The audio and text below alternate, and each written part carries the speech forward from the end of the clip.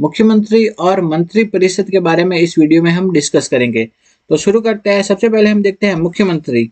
तो मुख्यमंत्री क्या होता है? कार्यपालिका का वास्तविक प्रधान होता है। तो कार्यपालिका का वास्तविक प्रधान कौन होता है? मुख्यमंत्री होता है। नेक्स्ट देखते हैं कि मुख्यमंत्री की नियुक्ति राज्यपाल के द्वारा की जाती है। मुख्यमंत्री की नियुक्ति कौन करता है? वो करता है राज्यपाल। और वो किस आर्टिकल के तहत करता है? आर्टिकल 164(1) के तहत। तो मुख्यमंत्री की नियुक्ति राज्यपाल करता है और आर्टिकल 164(1) के तहत करता है। ठीक, नेक्स्ट देखते हैं कि राज्यपाल किसे मुख्यमंत्री चुनता है? वो राज्यपाल बहुमत प्राप्त दल के नेता को मुख्यमंत्री के रूप में नियुक्त करता है। तो राज्यपाल मुख्यमंत्री की नियुक्ति कौन करता है? राज्यपाल करता है। आर्टिकल 164(1) के तहत करता है। बहुमत प्राप्त दल के नेता को ही मुख्यमंत्री नियुक्त करता है। नेक्स्ट देखते हैं कि मुख्यमंत्री के वेतन और भत्तों का निर्धारण कौन करता है? वो करते हैं राज्य की विधानसभा। विधानसभा होती है वो मुख्यमंत्री के वेतन तथा भत्तों का निर्धारण करती है। नेक्स्ट देखते हैं कि मुख्यमंत्री के कर्तव्य किसके अंतर्गत लिखे गए हैं? वह है आर्टिकल 167। आर्टिकल 167 के अंतर्गत मुख्यमंत्री के कर्तव्य लिखे गए हैं। नेक्स्ट है कि आर्टिकल 164(1) के अनुसार मुख्यमंत्री राज्यपाल के प्रसाद पर्यंत अपने पद पर बना रह सकता है। तो आर्टिकल 164 में लिखा तो ऐसा गया है कि मुख्यमंत्री राज्यपाल की मर्जी तक अपने पद पर बना रह सकता है, ठीक है। लेकिन वास्तविक स्थिति में, यथार्थ स्थिति में क्या होता है कि मुख्यमंत्री सदन में बहुमत होने तक अपने पद पर बना रह सकता है। जब तक मुख्यमंत्री और उनके दल के पास बहुमत है तो तब तक वो अपने पद पर बना रह सकता है। जब सत्तारूढ़ दल सदन में अपना बहुमत खो देता है तो उसके विरुद्ध क्या होता है? अविश्वास प्रस्ताव पारित हो जाता है और मुख्यमंत्री और मंत्री परिषद को अपने पद से त्याग पत्र देना पड़ जाता है। जब वो उनके पास बहुमत नहीं होता तो वो क्या होता है? अविश्वास प्रस्ताव होता है और उन्हें अपना त्याग पत्र देना पड़ता है। नेक्स्ट हम देखते हैं, आपके जो प्रश्न पूछा जाता है मेनली वो कहाँ से पूछा जाता है? यहाँ से, राजस्थान के मुख्यमंत्री। तो इसके बारे में हम देखते हैं। तो एकीकरण से पूर्व जब प्रारंभिक राजस्थान था, तो राजस्थान का निर्माण हो रहा था एकीकरण से पूर्व, तो राजस्थान में क्या लोकतांत्रिक सरकार बनी थी? तो उनके मुख्यमंत्री है। इसका एक बार प्रश्न पूछा गया था, तो इसको देख लेते हैं।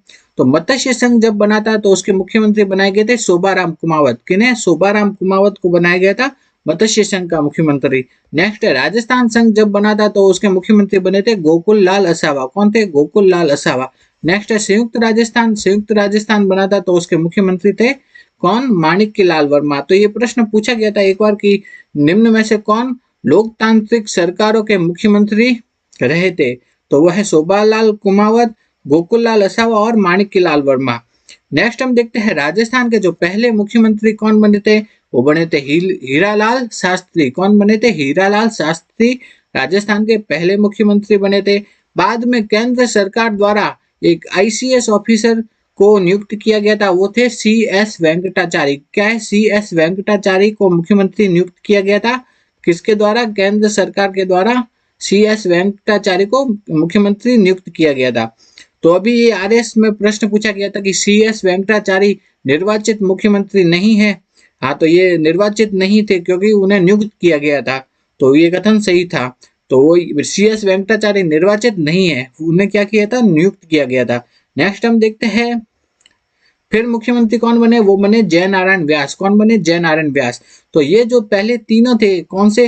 हीरालाल शास्त्री हो गए, दूसरे कौन? वेंकटाचारी और जयनारायण व्यास। ये तीनों निर्वाचित नहीं थे, ये क्या थे? नियुक्त या मनोनीत थे।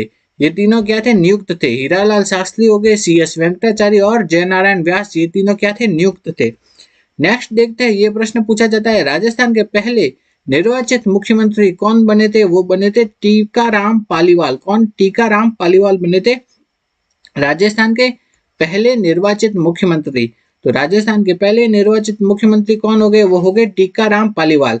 तो जब 3 मार्च 1952 को क्या पहली लोकतांत्रिक सरकार बनी थी?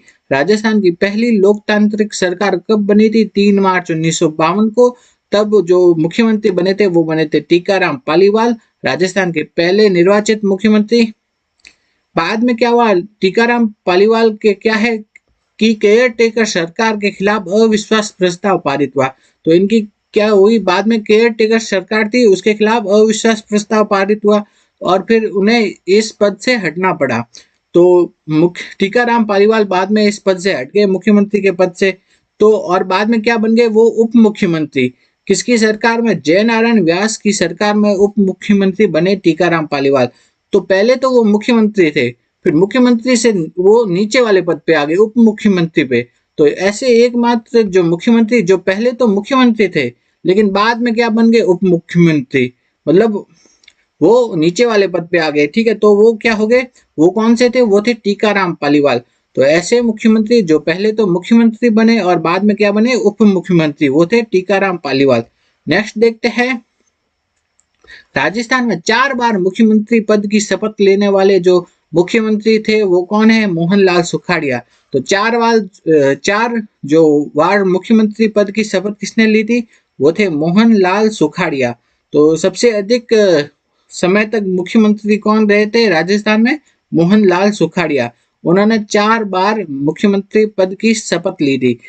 फिर देखते हैं 3 बार मुख्यमंत्री पद की शपथ लेने वाले कौन कौन थे? वो थे हरिदेव जोशी, भैरों सिंह शेखावत और अशोक गहलोत। ठीक है, तो हरिदेव जोशी, भैरों सिंह शेखावत और अशोक गहलोत ये तीनों 3-3 बार मुख्यमंत्री पद की शपथ ले चुके हैं। कौन कौन से? हरिदेव जोशी, भैरों सिंह शेखावत और तीसरे हो गए अशोक गहलोत। ये तीनों 3-3 बार मुख्यमंत्री पद की शपथ ले चुके हैं। और 4 बार कौन है? वो है मोहनलाल सुखाड़िया। नेक्स्ट देखते हैं कि सबसे लंबा कार्यकाल किस मुख्यमंत्री का रहा? वो है मोहनलाल सुखाड़िया का। लगभग 17 वर्षों तक उन्होंने मुख्यमंत्री के पद पर कार्य किया। सबसे छोटा कार्यकाल किनका रहा? वो है हीरालाल देवपुरा। सबसे छोटा कार्यकाल रहा हीरालाल देवपुरा, वो मात्र 16 दिन के लिए ही मुख्यमंत्री बने थे। नेक्स्ट हम देखते हैं मुख्यमंत्री बनने के लिए उसे क्या होना है? राज्य की विधायिका के दोनों में सदनों में से किसी एक सदस्य का सदस्य होना आवश्यक है। तो राज्य की जो विधायिका है उसके दोनों सदन है, एक तो हो गया राज्य विधानसभा और दूसरा हो गया विधान परिषद। उन दोनों सदनों में से किसी एक का सदस्य होना आवश्यक है। तो राजस्थान में तो केवल क्या है? विधानसभा है, विधान परिषद है नहीं। तो उसे किसका सदस्य होना आवश्यक है? विधानसभा का सदस्य होना आवश्यक है। तो और जहां पे विधान परिषद होता है तो वहां पे या तो विधानसभा का सदस्य हो या विधान परिषद का सदस्य हो।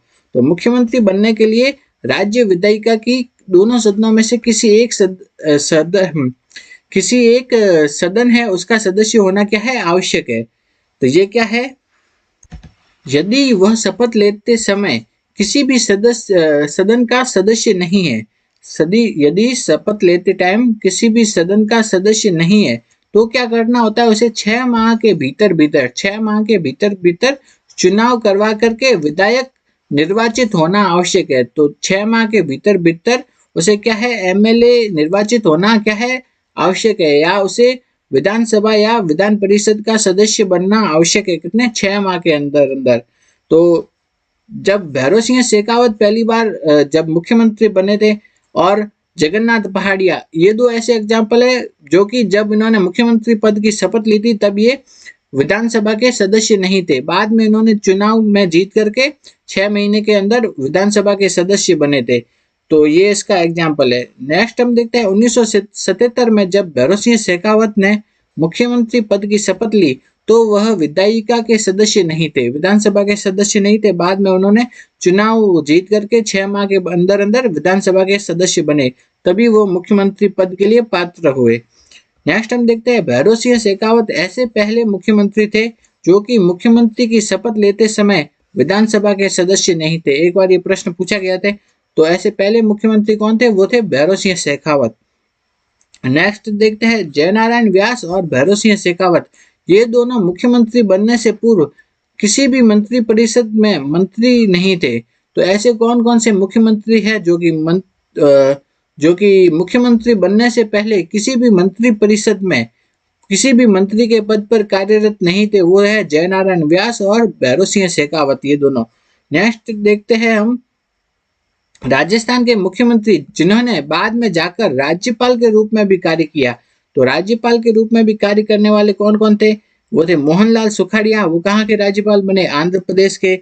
शिवचरण माथुर कहाँ के बने? आसाम के। जगन्नाथ पहाड़िया कहाँ के बने? बिहार के।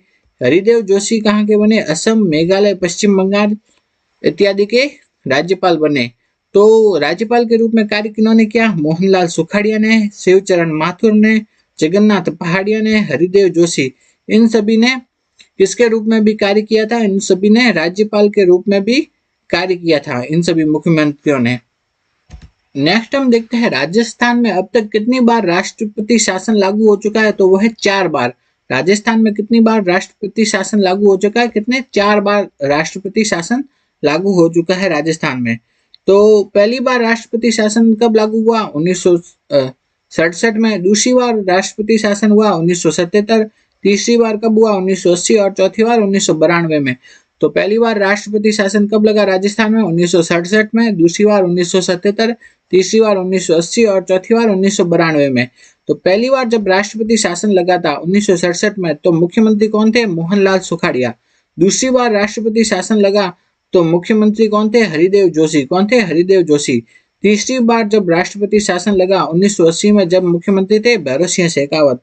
चौथी बार राष्ट्रपति शासन लगा 1992 में, जब मुख्यमंत्री थे भैरों सिंह शेखावत। तो भैरों सिंह शेखावत 2 बार मुख्यमंत्री थे जबकि राष्ट्रपति शासन लगा।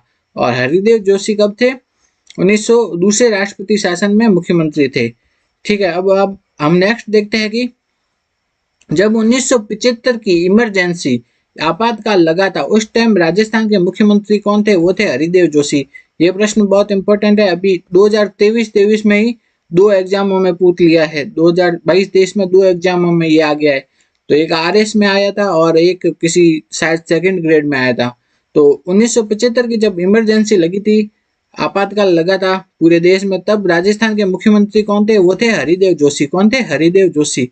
तो 1975 की इमरजेंसी के टाइम राजस्थान के मुख्यमंत्री थे हरिदेव जोशी।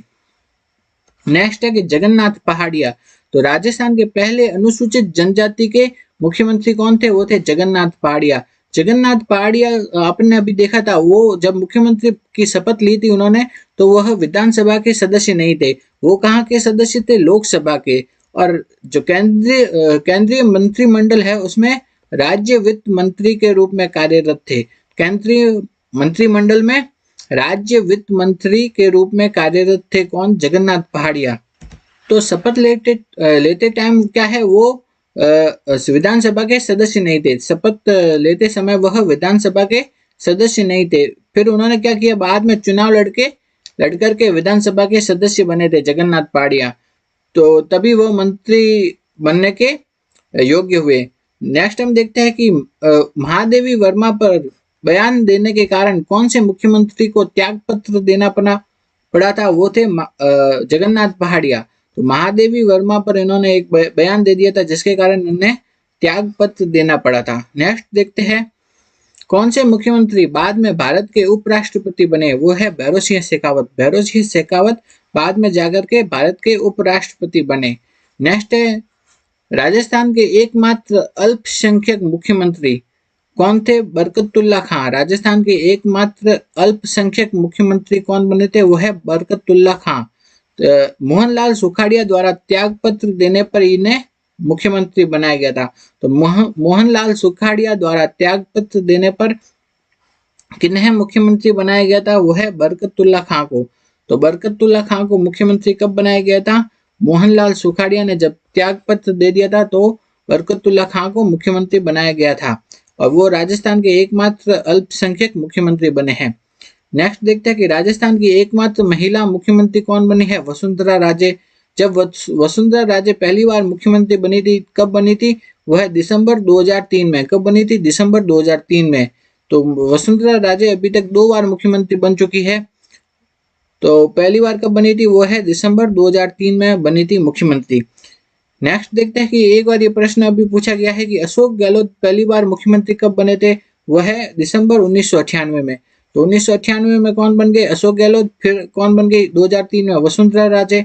फिर ऐसे 1998 से ऐसे ही चल रहा है, 1998 में अशोक गहलोत, फिर 2003 में वसुंधरा राजे, फिर इस टाइप से एक को छोड़ के एक चल रहा है अभी तक। नेक्स्ट हम देखते हैं राजस्थान के कौन से सीएम मनोनीत तथा निर्वाचित दोनों रह चुके हैं? वो है जयनारायण व्यास। जयनारायण व्यास ऐसे मुख्यमंत्री है जो कि मनोनीत भी रह चुके हैं और निर्वाचित भी रह चुके हैं मुख्यमंत्री। नेक्स्ट हम देखते हैं, एक बार ये प्रश्न पूछा गया था कि निम्न में से कौन से मुख्यमंत्री है जो कि लोकसभा के सदस्य नहीं रहे हैं?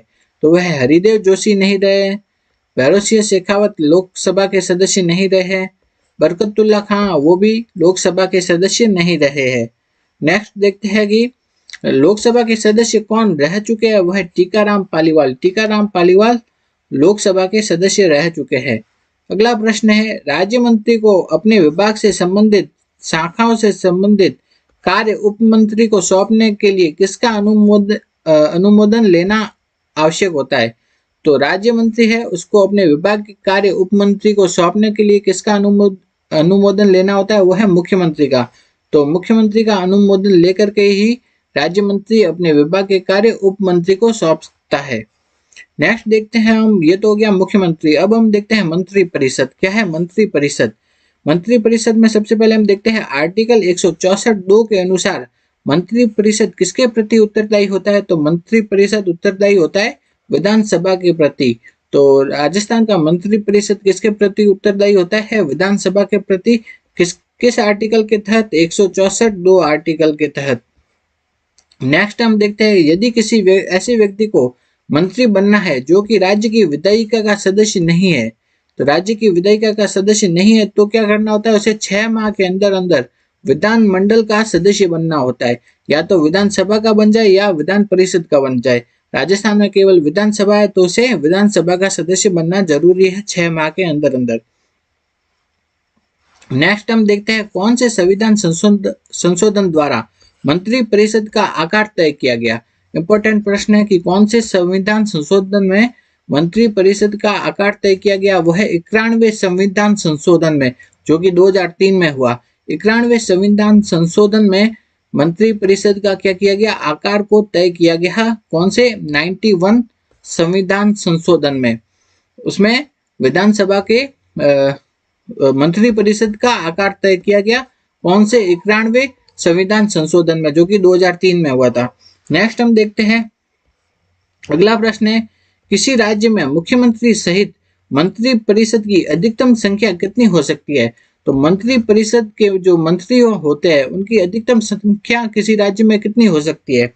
तो वो होती है विधानसभा के सदस्यों की 15% तक। अधिकतम कितनी संख्या हो सकती है मंत्रियों की? वो है विधानसभा के जितने भी सदस्य है उनकी 15% तक अधिकतम मंत्री हो सकते हैं किसी भी राज्य में। ये किस संविधान संशोधन के द्वारा लिखा गया? ये है 91वें संविधान संशोधन 2003 के तहत। ठीक है, तो अधिकतम संख्या कितनी हो गई? वो है 15% किसकी? विधानसभा के सदस्यों की 15% संख्या होती है अधिकतम। तो राजस्थान में विधानसभा में कितने सदस्य है? 200 का 15% कितना हो गया? 30%। 30 सदस्य। कितना हो गया? 30 सदस्य।